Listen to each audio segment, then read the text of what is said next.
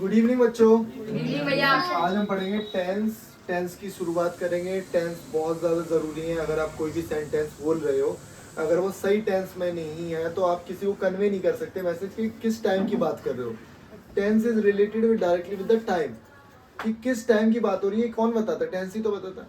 मैं वाज लगा दूंगा तो पास्ट की बात हो रही है, ठीक है। मैं इज लगा दूंगा तो प्रेजेंट की बात हो रही है, समझ रहे हो। विल लगा दूंगा तो फ्यूचर की बात हो रही है। तो ये सारे क्या है?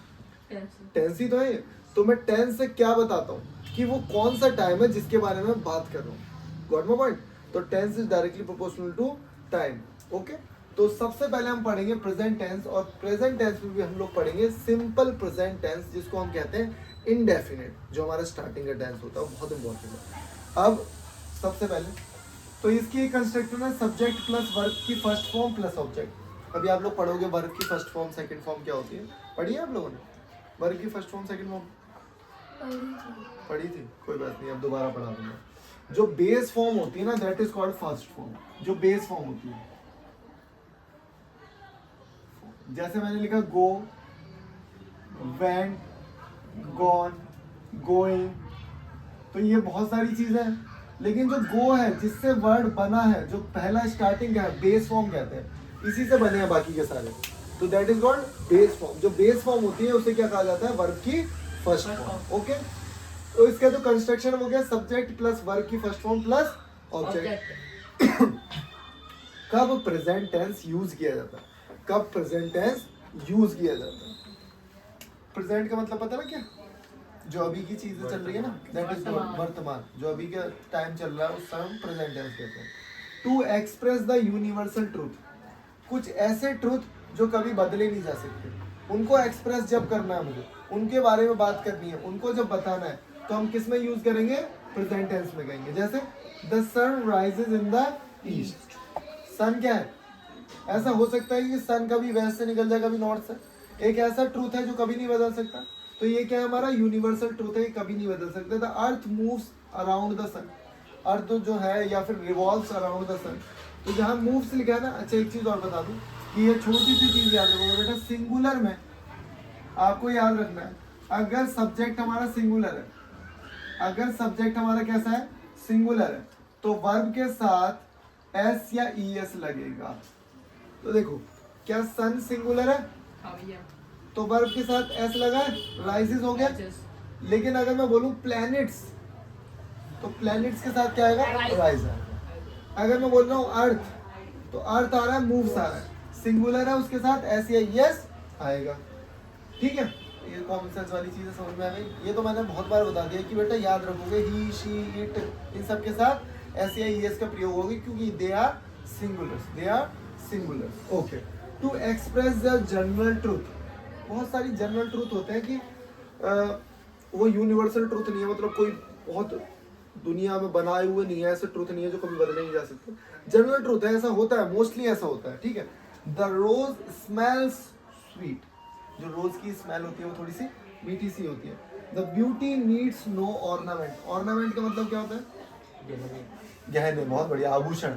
कि जो ब्यूटी होती है उसको आभूषण की जरूरत नहीं है, वो तो वैसे ही बिल्कुल शानदार लगेगी, अच्छा लगेगा। ठीक है, to express factual truth. Factual मतलब अगर ऐसा करोगे तो ऐसा होगा। कहते हैं ना कि अगर आप फॉर्च्यून फेवर्स द ब्रेव, कि भगवान भी उनका साथ देता है जो अपनी मेहनत खुद करते हैं, जो मेहनती होते हैं, है ना, जो ब्रेव होते हैं, भगवान भी उनके साथ देता है। तो Fortune favours the brave. Okay, तो फेवर्स है क्योंकि ये सिंगुलर है। ओके, और अनकाउंटेबल नाउन, एक छोटी सी चीज और याद रखोगे, जो अनकाउंटेबल नाउन होते हैं उनके साथ एस या ई एस नहीं लगता। जैसे वाटर है, वाटर को काउंट कर सकते हैं? नहीं कर सकते। वाटर, एक वाटर, दो वाटर, 10 वाटर थोड़ी होता, वाटर्स भी नहीं होता। तो जब वाटर्स एस नहीं लग सकता उसके साथ, जब उसके साथ एस नहीं लग सकता, इसका मतलब क्या है? उसे काउंट नहीं किया जा सकता। और जब उसे काउंट नहीं किया जा सकता तो उसे हम लोग सिंगुलर ही लेते हैं। ठीक है, ओके, ठीक है। To express the habit and customs, जो भी हैबिट होती है, जैसे माय फादर ड्रिंक्स डेली, जो पिताजी हैं जैसे रोज पी रहे हैं, दारू पी रहे हैं, तो उनके साथ ये लगा सकते हैं, जो हैबिट है। To express the regular action, जो रेगुलर एक्शंस है, वो स्मोकिंग करता है या जो भी रेगुलर एक्शंस हैं, उनको उनको किसके साथ एक्सप्रेस किया जाता है? उनको किस में एक्सप्रेस किया जाता है? सिंपल प्रेजेंट टेंस में एक्सप्रेस किया जाता है। और इसकी कंस्ट्रक्शन मैंने आपको बता दी बेटा। ये देखो, ये है हमारा सब्जेक्ट, ये है हमारी वर्ब, और ये बच गया जो है हमारा ऑब्जेक्ट। ठीक है, किसी भी सेंटेंस में वर्ब जरूर होगी अगर वो मीनिंगफुल सेंटेंस है तो। मीनिंगफुल सेंटेंस है तो उसमें वर्ब जो है वो जरूरी होगी। ठीक है, ओके, सही बात। ठीक है, तो मैंने बता दिया to express the dramatical narration. Narration चल रही है, मान लो कोई डायलॉग्स बोले जा रहे हैं, कोई रामलीला हो रही है, तो इस तरीके से भी नरेशन में यूज किया जाता है। व्हेन द कर्टेन्स राइजेस, जब कर्टेन पर्दे ऊपर उठे तो क्या देखा? Ravan is seen sitting on his throne. ठीक है, हाँ बहुत बढ़िया, क्या बात है। अफर्मेटिव जो होंगे वो हमारे पॉजिटिव सेंटेंस होंगे। नेगेटिव आपको पता ही है, इंटेरोगेटिव में जब भी कोई क्वेश्चन पूछा जाएगा, आस्क किया जाएगा, तो उसको इंटेरोगेटिव कहते हैं। उसको क्या कहते हैं? इंटेरोगेटिव, जब भी कोई क्वेश्चन पूछते हैं। तो तीनों के ना सेंटेंस की जो फ्रेमवर्क है वो अलग है।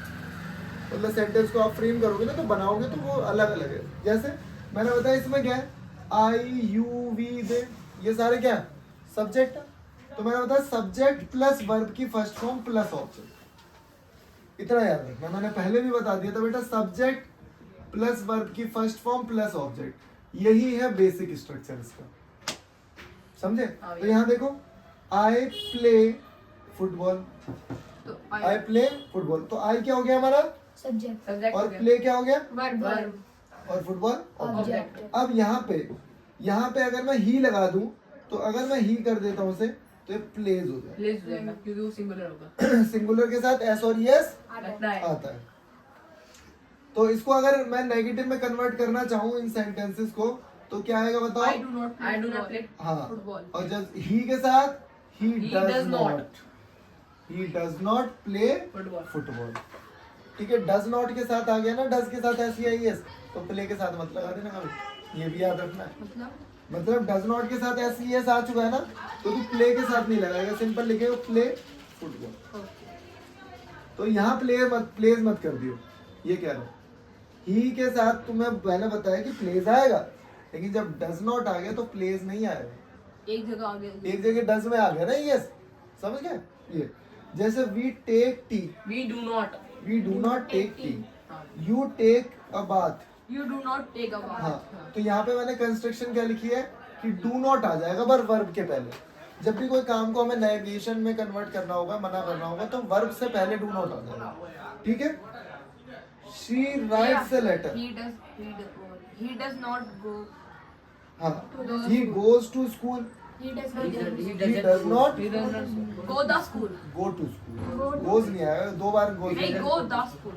दा क्यों आएगा? टू आएगा ना। Go to school. He does not go the school. He doesn't go to He does not go to school। ठीक है, ओके।